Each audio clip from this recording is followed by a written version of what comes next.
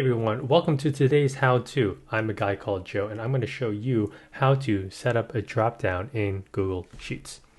So on the screen here we have the bootstrapping.tools instructions on exactly how to do this. If you want to follow along, please find the link in the description and we'll go through it together.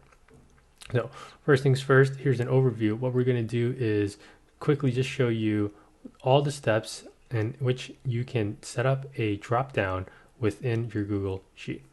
So if you have a spreadsheet, go ahead and navigate to it. For this tutorial, I'm going to be using a basic CRM, which we will have a separate guide on in the future. So drop-down wise, for CRM, one of the good drop-downs that you can possibly have is a status. And for status, there are a couple of different ones that you might want: new or in progress or done or lost or whatever.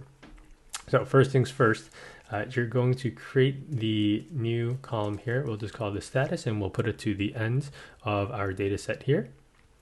And then to put in the drop down, have the cell selected and then go over to your data options in the menu bar. Click on that and then navigate over to where it says data validation. Once you click on that, it's going to give you a little pop-up or a modal, and then you're going to have a couple of different fields here that you need to fill out. The cell range is where you want this data validation to exist.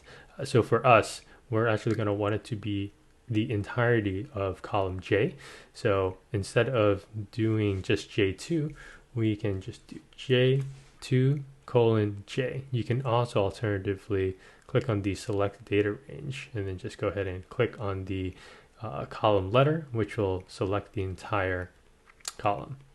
Now, the only thing to note here, though, is if you do this, it's also going to create a data validation, or it's going to make J1, your column header, also a drop down. We don't want that, and that's why we do J2:J. So once you have that, you have a couple of different options in the criteria. You can do a list of items or a list from a range. Since we don't have the statuses in a range right now, we'll just do a list of items. And then for this, we'll just enter in the statuses that we want. So we can do new, we can do in progress, and just to keep it simple, we'll have closed. And just make sure that the checkbox is selected here for show dropdown list in cell, and then you can ignore the rest of it. It's not too important. You just show warnings or rejected, but these are just different options you can set to make sure people are entering or using your dropdown in the right way. So hit save, and then you'll see here that all the different cells within the selection from J2 all the way down, however far this goes, has a drop down in that. And then for each one, if you just click on the little arrow button, it'll have the options that we entered for as a list.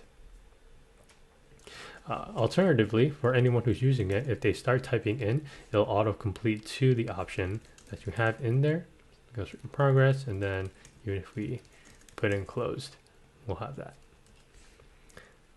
And then of course, if someone enters in something that doesn't exist, like lost, for example, you'll have that little error button, which if you select it to reject the input, it will just delete that out and then let the user know.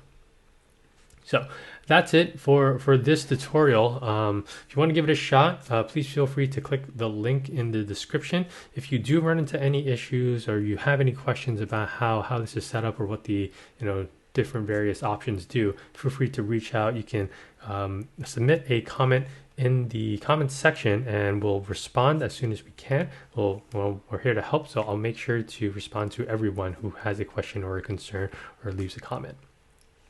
But that's it for this tutorial. Pretty easy, but this is bootstrapping how-tos, and we're out.